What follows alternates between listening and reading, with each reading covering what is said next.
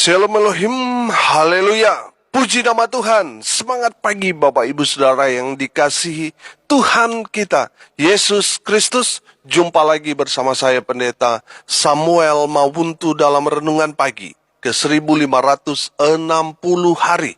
Renungan pagi ini mengudara. Puji Tuhan. Bapak Ibu Saudara yang dikasihi Tuhan, sebelum kita mengawali segala aktivitas kita di pagi hari ini, marilah kita mengawalinya bersama Tuhan dengan mendengarkan firman Tuhan. Sebelum kita membaca, mendengarkan, dan merenungkan firman Tuhan hari ini, mari kita minta pimpinan Roh Kudus. Kita berdoa. Bapa di surga, berbicaralah kepada kami semua. Pakai firman Tuhan ini untuk menegur kami, menasihati kami, menguatkan kami, meneguhkan iman percaya kami, dan menuntun kami, supaya kami terus berjalan di jalan Tuhan yang benar. Dan pakai firman Tuhan ini untuk memberkati kami semua. Di dalam nama Tuhan Yesus, yang adalah firman Allah yang hidup, kami berdoa. Amin. Haleluya. Mari buka Alkitab kita dalam kitab Injil Lukas pasal 21 ayat 34 sampai ayat 36. Demikian firman Tuhan. Jagalah dirimu supaya hatimu jangan syarat oleh pesta pora dan kemabukan, serta kepentingan-kepentingan duniawi. Dan supaya hari Tuhan jangan dengan tiba-tiba jatuh ke atas dirimu seperti suatu jerat. Sebab ia akan menimpa semua penduduk bumi ini. Berjaga-jagalah senantiasa sambil berdoa, supaya kamu beroleh kekuatan untuk luput dari semua yang akan terjadi itu. Dan supaya kamu tahan berdiri di hadapan Anak Manusia. Amin. Haleluya. Bapak Ibu Saudara yang diberkati Tuhan, dalam kebenaran firman Tuhan ini, Tuhan Yesus mau memberikan nasihat buat kita umatnya. Nasihat tentang apa? Nasihat supaya kita berjaga-jaga, waspada dengan datangnya hari Tuhan yang dapat menimpa kita seperti jerat. Kita tidak tahu kapan Tuhan panggil kita. Ada banyak orang yang kaget ketika orang yang terdekat dengan dia mendadak dipanggil Tuhan. Hanya sepersekian detik keadaan bisa berubah dari sukacita berubah menjadi duka cita. Bapak Ibu Saudara yang dikasihi Tuhan, hari ini Tuhan berbicara kepada kita dua hal. Yang pertama, bicara tentang kedatangan Tuhan Yesus ke dunia ini secara universal. Itu akan menimpa semua umat manusia. Yang kedua, saudara, ini bicara tentang hari Tuhan yang menimpa secara personal. Ini bicara tentang kematian. Bapak Ibu Saudara yang diberkati Tuhan, saya akan membahas tentang tafsiran yang kedua, yaitu hari Tuhan yang saya artikan dengan kematian yang bisa menimpa siapapun tanpa mengenal status dan waktu.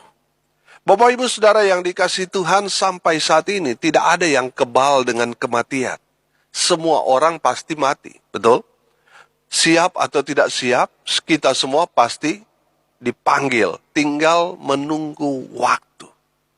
Tuhan Yesus mengingatkan kita dengan memberi perintah kepada kita untuk waspada dan berjaga-jagalah. Amin.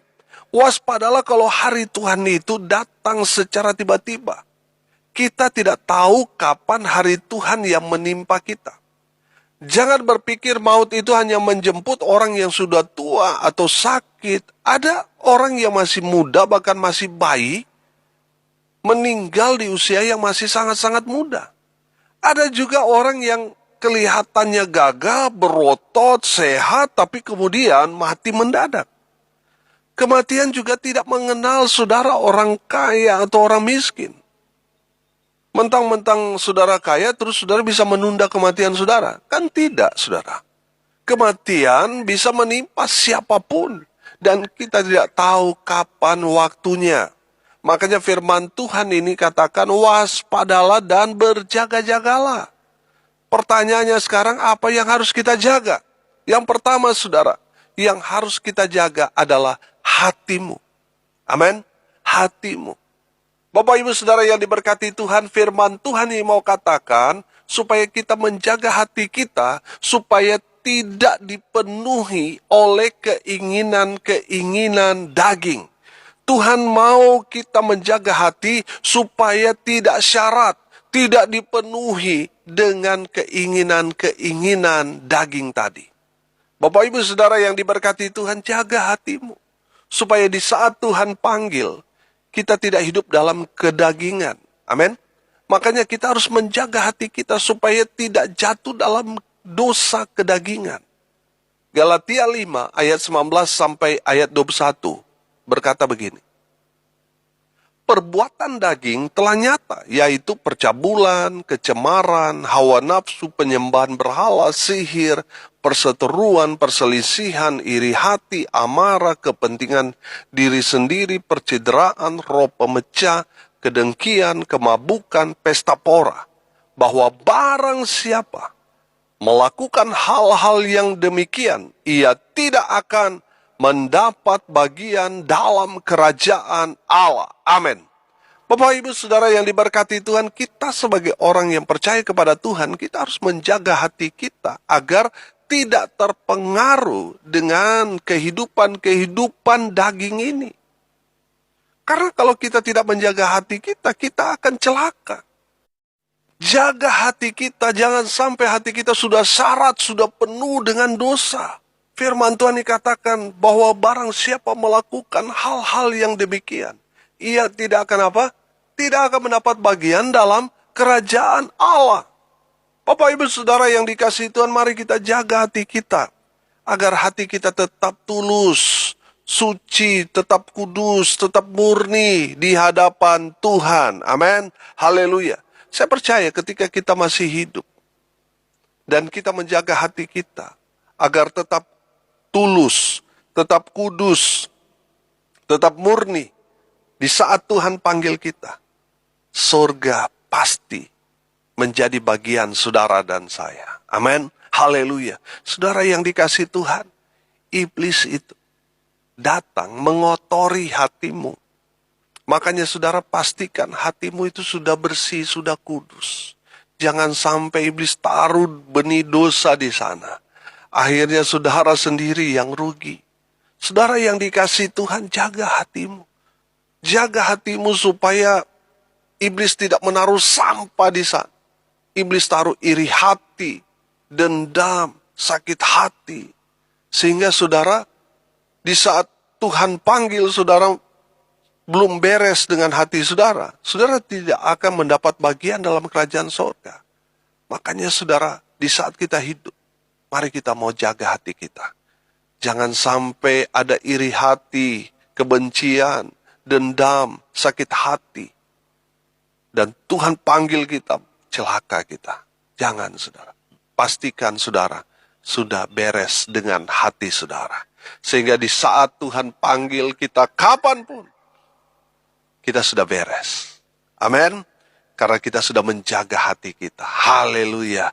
Surga tempat kita. Haleluya. Bapak Ibu Saudara yang dikasihi Tuhan, hati-hati. Saudara kalau masih tersinggung, cepat emosi, itu menandakan hatimu masih belum beres. Kalau saudara sudah tidak tersinggung ketika disinggung, saudara tetap mengampuni, padahal saudara sudah tersakiti, difitnah, wah itu menandakan hatimu baik. Hatimu sudah beres. Saudara yang dikasihi Tuhan, saya percaya, kalau hati kita jaga, Roh Kudus akan tinggal di dalam hidup kita.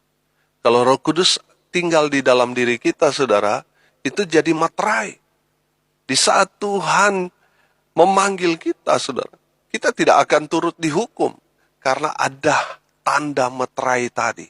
Ada Roh Kudus di dalam diri kita. Bagaimana Roh Kudus mau tinggal kalau di dalam diri kita masih ada iri hati, masih ada kebencian, masih ada dendam? Roh Kudus tidak akan tinggal di dalam diri saudara.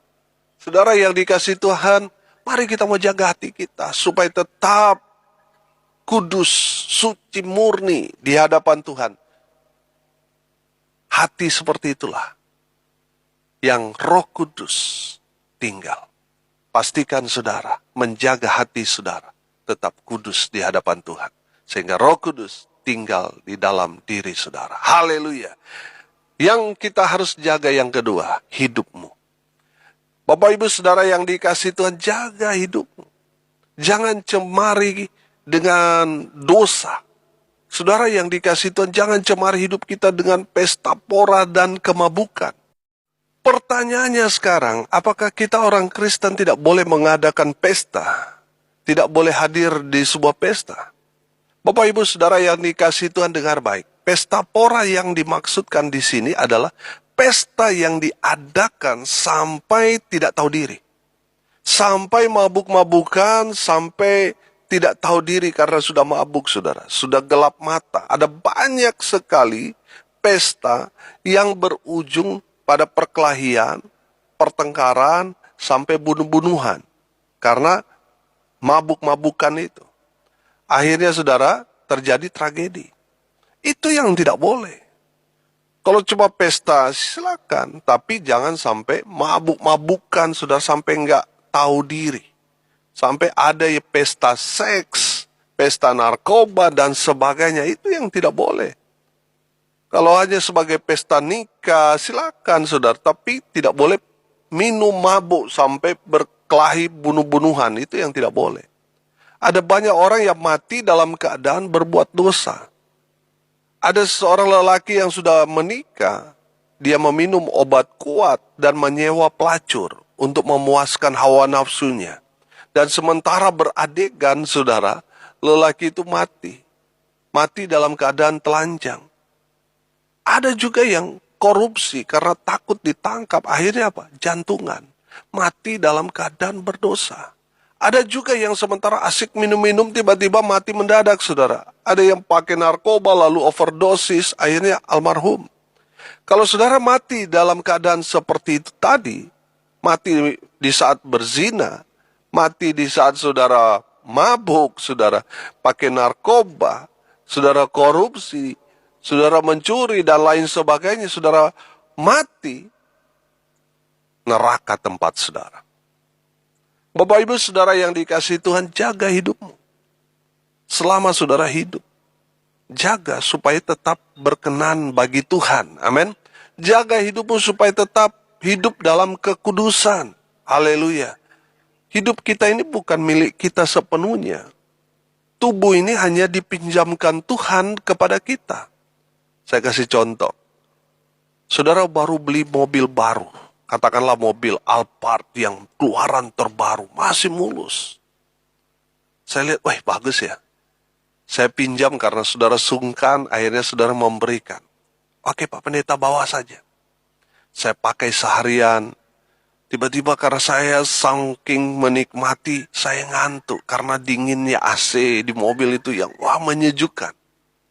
Tiba-tiba saya menabrak mobil yang ada di depan saya. Puang! Karena saya menabrak mobil yang di depan saya, di belakang ada mobil truk. Hantam lagi di belakang mobil baru itu. Duar!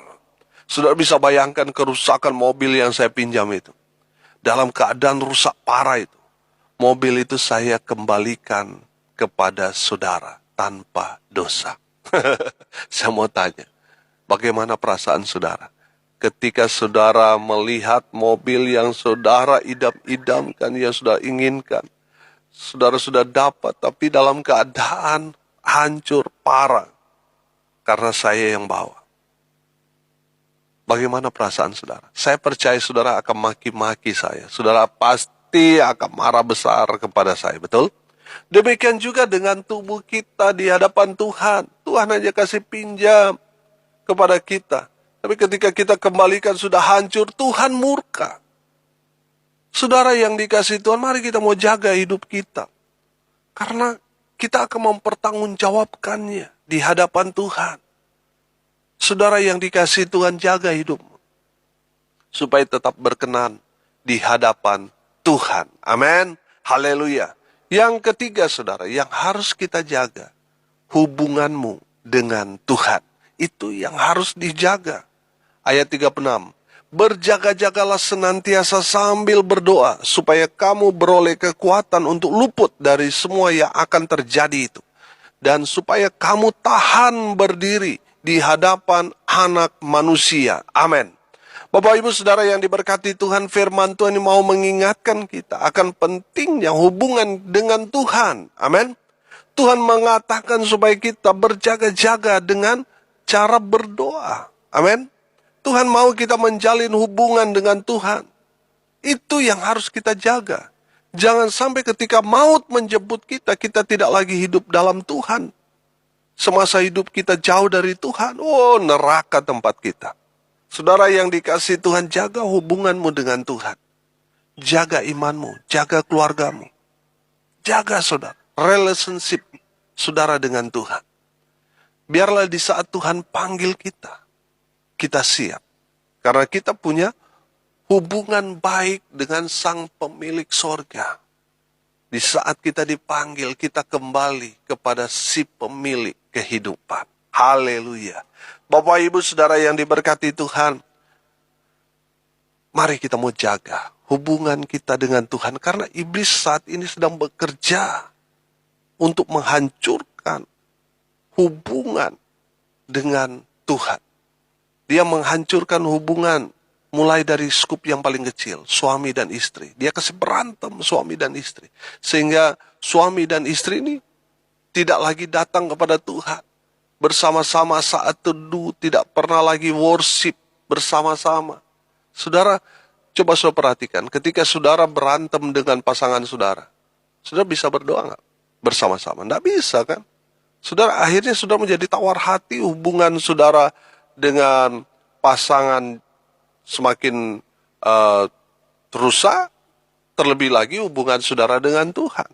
Saudara yang dikasihi Tuhan, mari kita mau jaga hubungan suami dan istri, orang tua dengan anak. Karena itu yang pertama, saudara. Saudara yang dikasihi Tuhan, di ring satu itu yang pertama. Itu kalau terganggu, saudara, hubungan saudara dengan Tuhan akan terganggu. Saudara yang dikasihi Tuhan, mari mau jaga hubungan. Mulai hubungan di tengah keluarga saudara. Amin. Karena kalau hubunganmu harmonis, hubungan saudara dengan Tuhan juga akan saudara nikmati harmonis. Haleluya. Bapak Ibu Saudara yang dikasihi Tuhan, Tuhan mau kita menjaga hubungan dengan Tuhan dan juga dengan sesama. Kalau kita melihat hukum kasih, kasihilah Tuhan Allahmu dengan segenap hatimu dan seterusnya. Dan kasihilah sesamamu manusia. Amin. Tuhan mau saudara ada balance. Jangan saudara hanya mengasihi Tuhan tetapi dengan sesama hubungan tidak baik. Itu munafik saudara. Saudara, Tuhan gak suka seperti itu. Tuhan mau seimbang. Amin. Kita mengasihi Tuhan dan mengasihi sesama kita. Bukan berarti cinta kepada sesama saudara seperti nafsu dan sebagainya kepada pasangan saudara. Bukan itu maksudnya. Mengasihi sesama dalam bentuk kepedulian. Saling peduli satu dengan yang lain. Sesama anggota gereja kita saling peduli. Itu saudara yang dikasihi Tuhan yang Tuhan mau. Seorang yang ada kasih pasti dia peduli. Amin. Bapak Ibu Saudara yang dikasihi Tuhan, itu yang harus kita jaga. Hubungan dengan Tuhan dan juga dengan sesama. Haleluya. Bapak Ibu Saudara yang dikasihi Tuhan, hari ini kita belajar.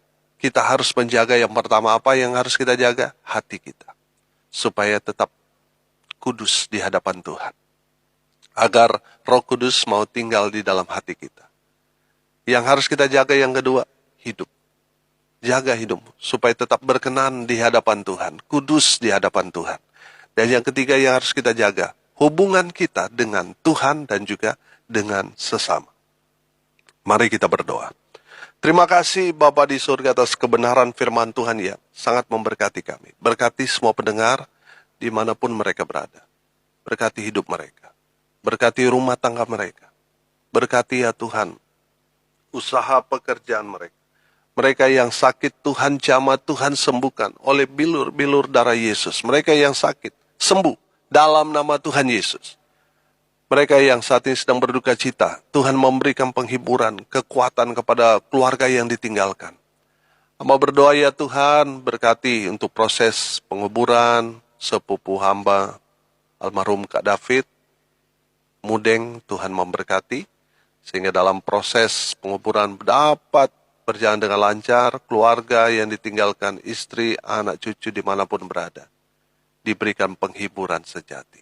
Tuhan memberkati ya Tuhan, di dalam nama Tuhan Yesus. Hamba berdoa biarlah berkat Tuhan turun memenuhi semua pendengar, sehingga tidak ada yang terkecuali. Semua kami diberkati Tuhan.